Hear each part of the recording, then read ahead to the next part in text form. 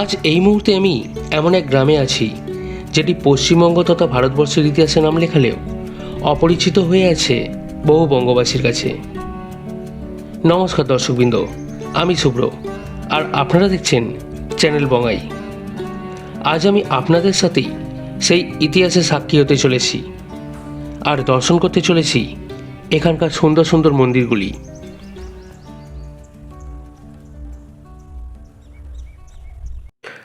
আজ 19/4/2026 রবিবার। ঘড়ি কাঁটায় এখন বাজে 5:54 আর এই মুহূর্তে আমি প্রবেশ করছি জগদীশপুর অঞ্চলের মধ্যে। আজ আমার গন্তব্য হুগলি জেলার হরিপাল থানার অন্তর্গত দ্বারহট্ট গ্রামে। অবশ্যই আমার সফরসঙ্গী আমার একমাত্র পক্ষীরাজ। তো আমি কিভাবে এই জায়গায় পৌঁছালাম এবং সেখানে গিয়ে কি দেখলাম ও কিভাবে আপনারা সেখানে পৌঁছাবেন তার সম্পূর্ণ তথ্য থাকবে আমার এই ভিডিওতে, তাই ভিডিওটি স্কিপ না করে দেখার অনুরোধ রাখলাম। এই জায়গাটি হলো জগদীশপুর মোড়। এখান থেকে আমি যাব সোজা কালীপুরের দিকে, আর বাম দিকে গেলে আপনারা পৌঁছে যাবেন ডোমজুর। আমি এই মুহূর্তে জগদীশপুর অঞ্চল থেকে বেরিয়ে প্রবেশ করছি রামকৃষ্ণ বাড়িতে। আর এই রামকৃষ্ণ বাড়িতে আছে একটি সুন্দর কালী মন্দির, যার ভিডিও আমার চ্যানেলে অলরেডি আপলোডেড। আপনারা চাইলে সেই ভিডিওটাও দেখতে পারেন।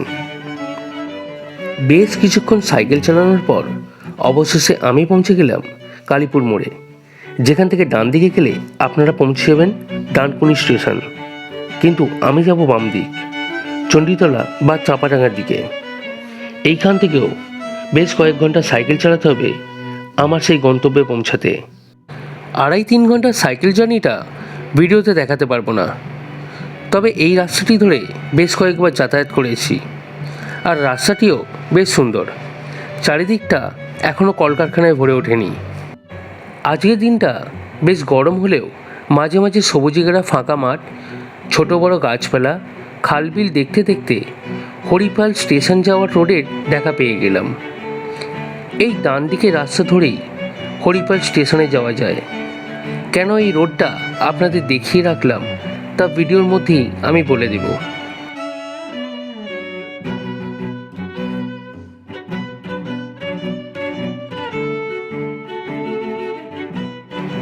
আর কিছুটা এগিয়েই গজার মোড়, সেখান থেকে আমি যাব বাম দিক। আর এই রাস্তা ধরেই সোজা চলে গেলে আপনারা পৌঁছে যাবেন তারকেশ্বর, চাঁপাডাঙ্গা, আরামবাগ এইদিকে। গজার মোড়ের এই রাস্তাটিও বেশ পরিষ্কার এবং সুন্দর। সাইকেল চালাতে কোনো রকম অসুবিধাও হচ্ছিল না।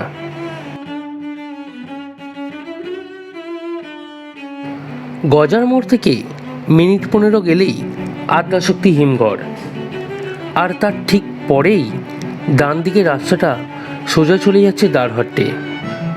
আর এই রাস্তা ধরে সোজা গেলে আপনারা পৌঁছে যাবেন আঁটপুরে। সেখানেও দেখার মতো মন্দির ও আশ্রম আছে।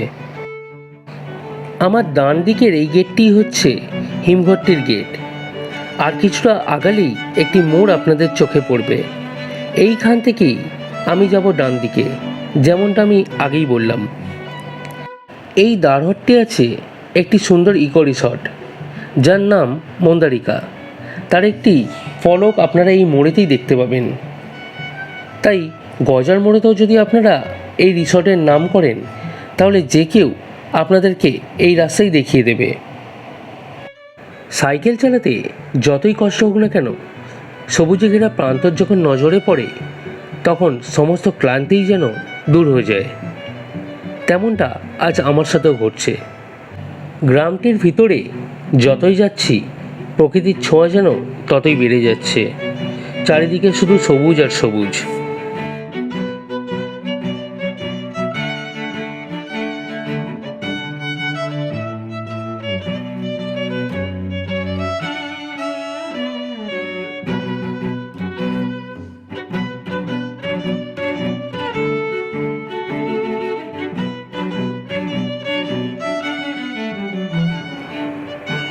এই বাম দিকের রাস্তাটা সোজা রিসর্ট হয়ে মন্দিরে যাচ্ছে, যেটি দিয়ে চার চাকা নিয়ে আপনারা খুব সহজেই এই মন্দিরে আসতে পারবেন। তবে আমিই ধরবো এর পরের রাস্তাটি। ওই রাস্তাটা একটু জ্যাম থাকার কারণে আমি এই রাস্তাটা ধরলাম। স্থানীয়দের কাছে জানতে পারলাম প্রায় প্রতি রবিবারই দূর দূরান্ত থেকে এই মন্দির দর্শনে আসেন বহু পর্যটক, আর সময় কাটিয়ে যান এই রিসর্টে।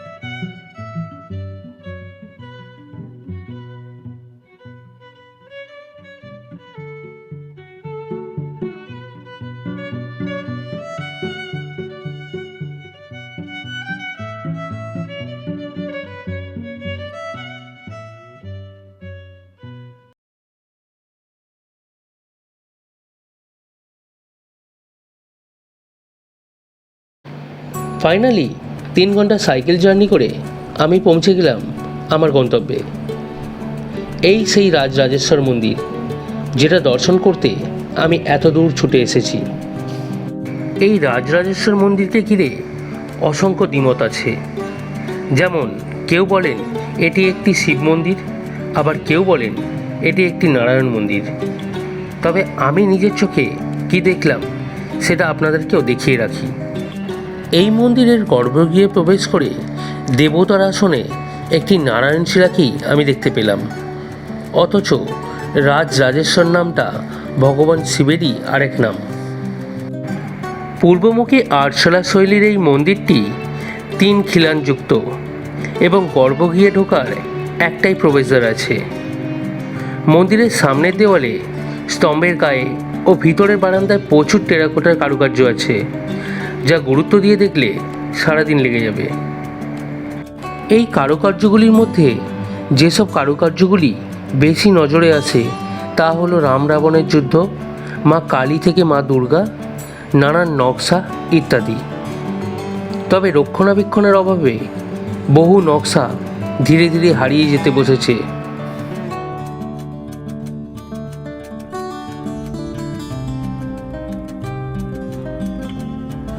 দর্শনার্থী আসলেও তেমন পর্যটন গড়ে ওঠেনি এই মন্দিরকে ঘিরে। 1728 খ্রিস্টাব্দে তৈরি হওয়া এই মন্দিরটি নির্মাণ করেন অপূর্ব মোহন সিংহ রায়।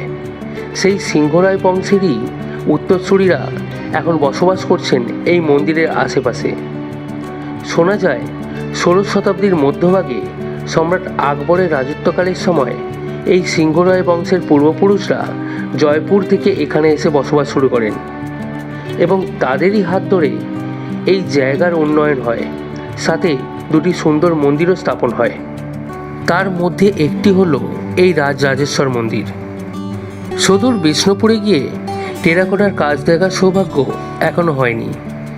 তবে এই সুন্দর মন্দিরটি দর্শনের পর বিষ্ণুপুরের টেরাকোটার কাজ দেখার ইচ্ছাটা বোধহয় বেড়ে গেল, কারণ এত সুন্দর কারুকার্য এখনকার দিনে আধুনিক প্রযুক্তির দ্বারাও হয়তো করা সম্ভব নয়। এত সুন্দর শান্ত পরিবেশে মন্দির দর্শন করতে পারবো এটা কখনোই ভেবেছিলাম না, তাই মন্দির চত্বর থেকে বেরোতেই ইচ্ছা করছিল না। রাজরাজেশ্বর মন্দিরের সামনেই আছে 3টি শিব মন্দির, যা নতুন করে আবার সংরক্ষণ করা হয়েছে। আসুন মন্দিরগুলির ভিতরে দেবাদিদেব মহাদেবকে দর্শন করে নিই। রাজরাজেশ্বর মন্দিরের সাথে সাথে এই 3 মন্দিরেও নিত্যদিন 2 বেলা পূজা করা হয়।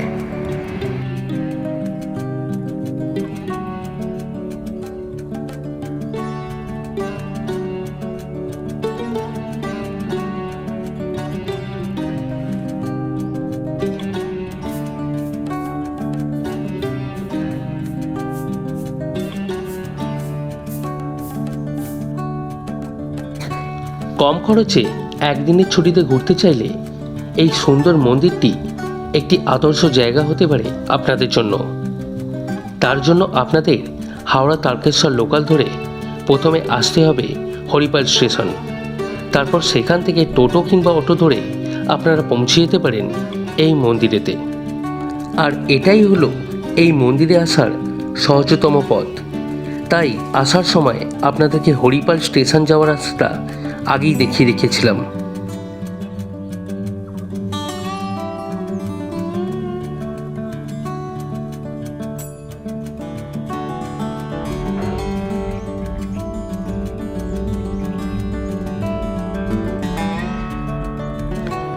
সামনের এই ঘরটি আসলে একটি কালী মন্দির, কিন্তু সেই মুহূর্তে এই মন্দিরটি বন্ধ ছিল, তাই মাকে দর্শন করতে পারলাম না।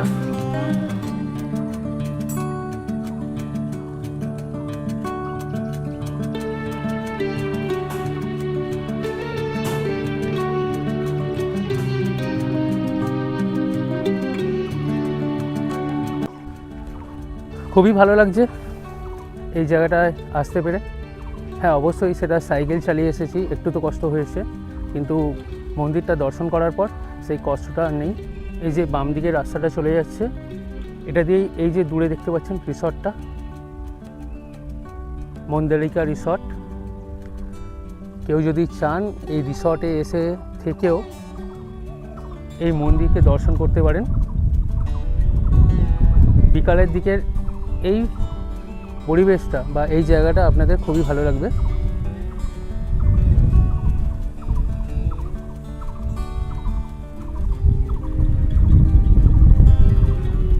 তো চলুন এবার দ্বিতীয় আর একটা মন্দির আছে, সেটাকে দর্শন করতে যাই। ভালো লেগেছে এই জায়গাটা আসতে পেরে। এখন মাকে দর্শন করতে পারলেই মনের ইচ্ছাটা পূর্ণ হয়ে যাবে পুরোপুরি।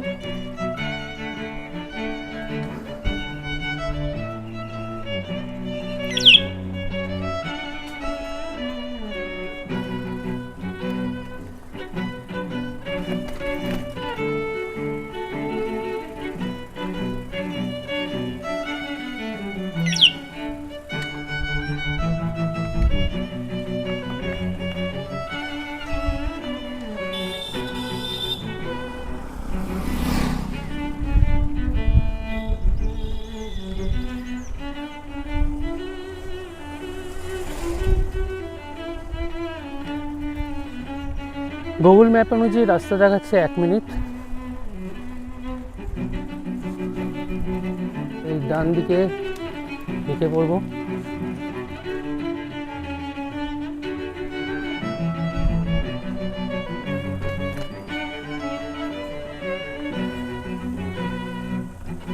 ফাইনালি পৌঁছে গেছি মা দ্বারিকা চণ্ডী মন্দিরের সামনে, কিন্তু মন্দির এই মুহূর্তে বন্ধ।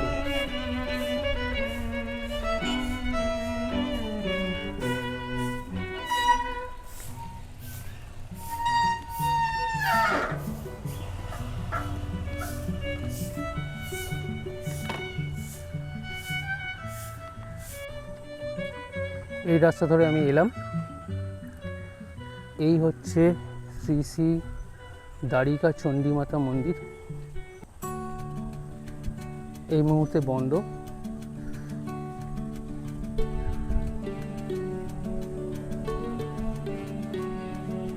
কিছুটা ওয়েট করব, যদি খোলা হয় তাহলে অবশ্যই আপনাদেরকে মাকে দর্শন করাবো। সিংহরের বংশেরই তৈরি এই শ্রী শ্রী দ্বারিকা চণ্ডীমাতা মন্দির। তবে কে এই মন্দির নির্মাণ করেছিলেন তার নির্দিষ্ট কোনো উল্লেখ নেই। তবে আমার সামনের এই মন্দিরটি নবনির্মিত। জনসাধারণের প্রচেষ্টায় এই মন্দিরটিকে আবার নির্মাণ করা হয়। রাজরাজেশ্বর মন্দিরের খুব কাছেই এই মন্দিরটি, তাই রাজরাজেশ্বর মন্দির ঘোরার সাথে সাথে এই মন্দিরেও ঘুরে যেতে পারেন আপনারা। প্রায় 1 ঘন্টা দাঁড়ানোর পর ঠাকুরমশাই এসে মন্দিরের গেটটি খুলে দিলেন।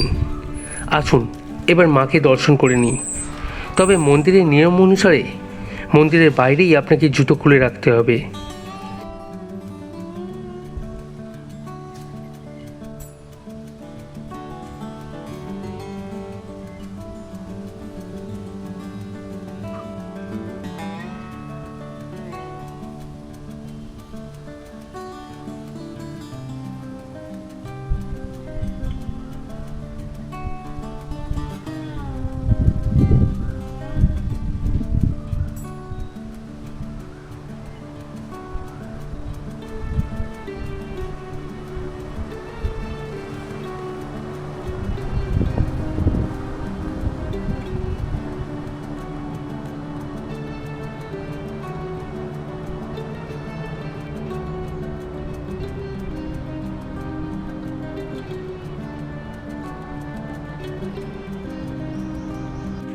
এতটা সময় ধৈর্য ধরে দাঁড়ানোর ফলস্বরূপ শান্ত পরিবেশে মাকে খুব ভালোভাবে দর্শন করতে পেলাম।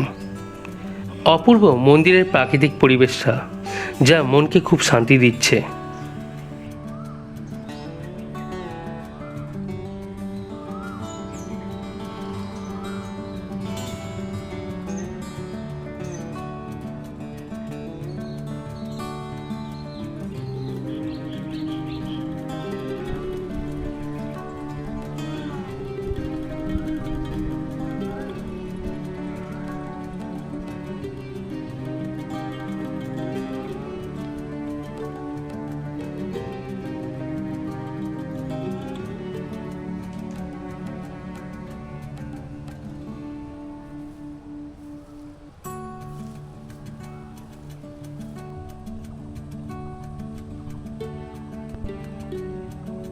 মন্দিরের পাশের এই নিচু জায়গাটি আসলে একটি পুকুর, যা এখন জমিতে রূপান্তরিত হয়েছে।